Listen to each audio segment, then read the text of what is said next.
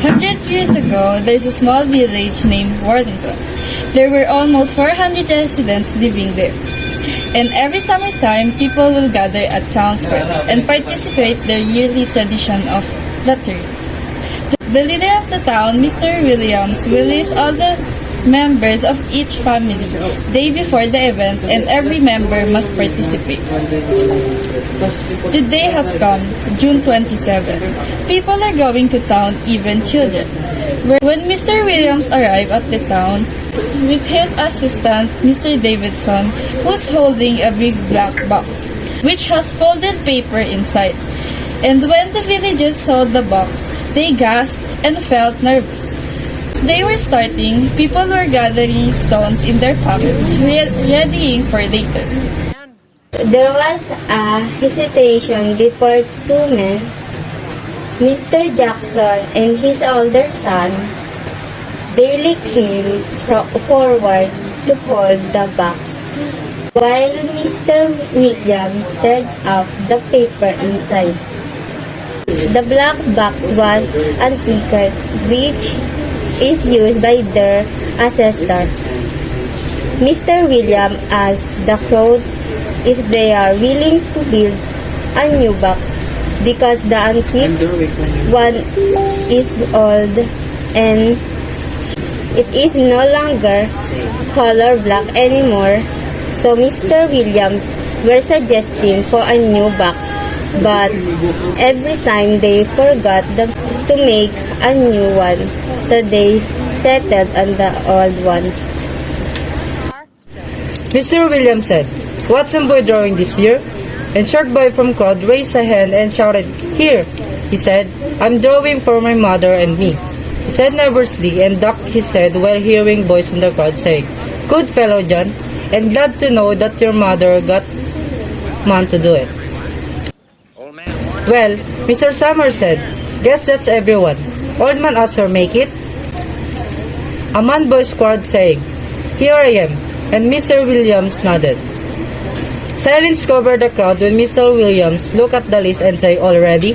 Come up and draw a paper out of the box. Now keep the paper folded in your hand without looking at it until everyone... Keep the paper folded until everyone has their papers. Am I clear?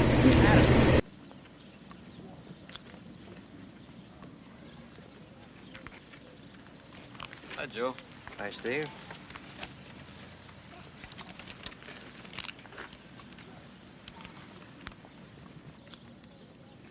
Anderson.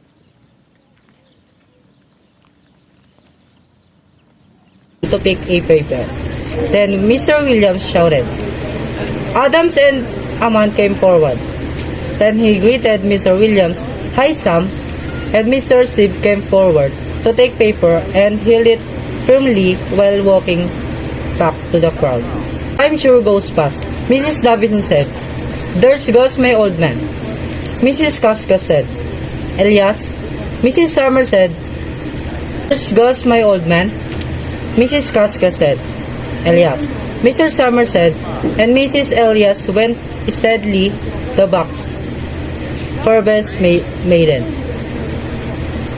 "Get up there, Lucas," Mrs. Maiden said, and crowd laughed. And all the people proceed to pick their papers. After Mr. Williams picked his paper because he's the last one. Mr. Williams picked his paper because he's the last one to pick. Get up there, Bill. That a girl, Tessie? Jones. They say over in Warren County they're talking about giving up the lottery. Pack of crazy fools, listening to the young folks. Nothing is good enough for them.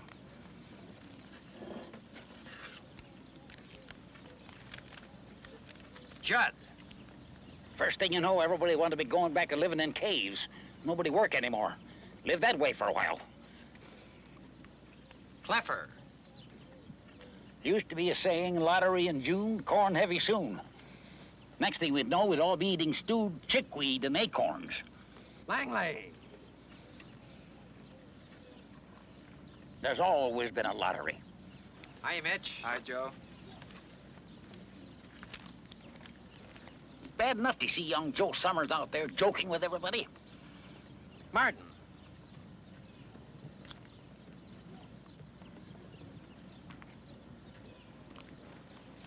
Some places have already quit lotteries. Nothing but trouble in that pack of young fools. Overdyke. I wish they'd hurry.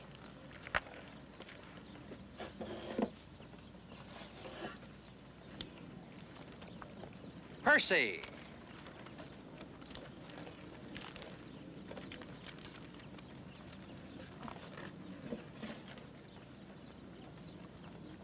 Robinson.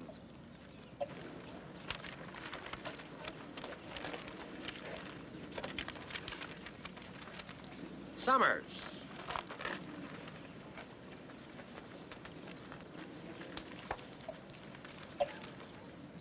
Warner. 77th year I've been in the lottery. 77th time.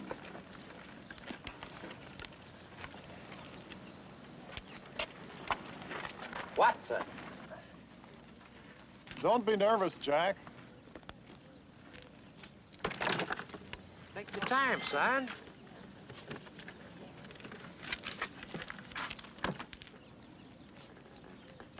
Zanini.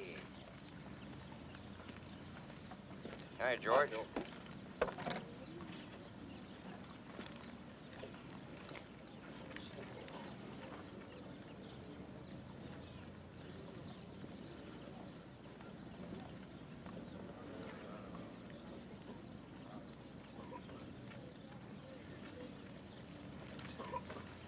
All right, fellas.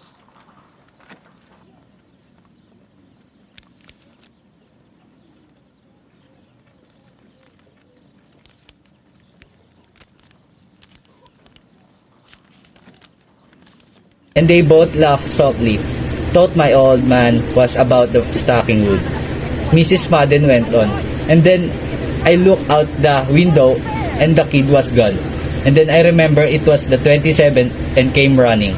She dried her hands on her apron. And Mrs. Cascott said, "You're in the time. They're still talking away up there." Shut up, Tessie.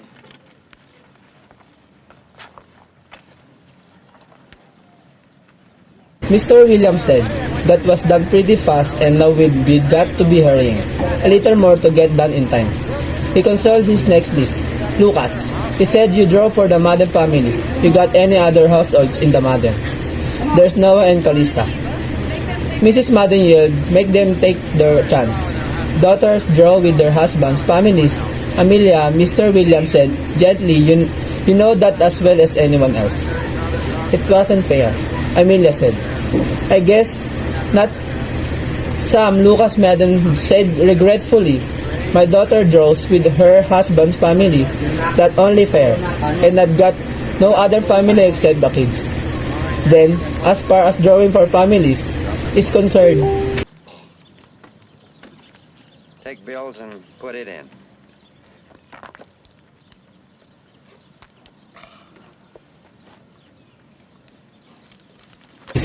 is concerned, it's you," Mr. Williams said in explanation. "And as far as drawing for households is concerned, that's you, too, right?" "Right?" Lucas Madden said. "All right," then Mr. Williams said. "Benjamin, you got the tickets back?"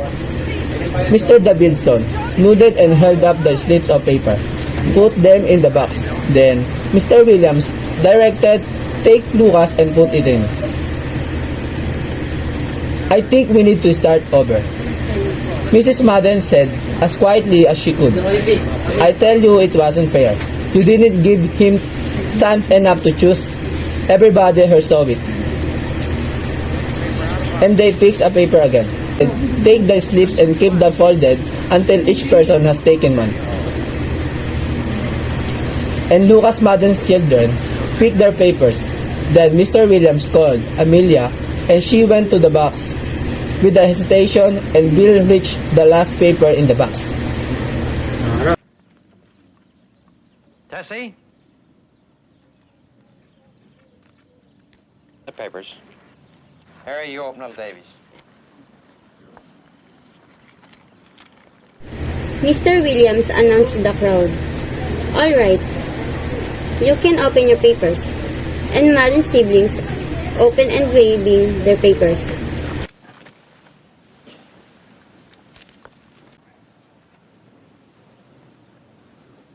All right, folks, let's finish quickly.